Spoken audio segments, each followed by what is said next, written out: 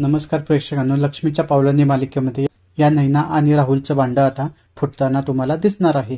तर प्रेक्षकांनो, तुम्हाला माहितीच असेल की अद्वैत आणि कला राहुलचं सत्य आणि नैनाचं सत्य शोधण्याचा प्रयत्न करत असतात, परंतु त्यांना अपयश येत असतं। पण आता या राहुलची जुनी गर्लफ्रेंड सुद्धा यांना साथ देते, पण तरीही हवं तसं यश मिळत नसल्याने ही कला अद्वैतला सांगते की आपण राहुलच्या रूम मध्ये शोधूया, काहीतरी आपल्याला नक्की भेटेल। आणि मग ही कला काजलला सुद्धा सांगते की नैनाच्या रूम मध्ये काही भेटते का बघ।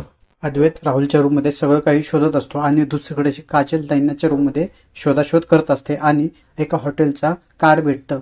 नैना आणि अद्वैतच्या लग्नाच्या वेळेस या राहुलने याच हॉटेलमध्ये नैनाला घेऊन गेला होता आणि खूप दिवस राहिला होता, त्यामुळे आता या हॉटेलमध्ये चौकशी केल्यानंतर या नैना आणि राहुलचं भांडं आपल्याला फुटताना दिसणार आहे।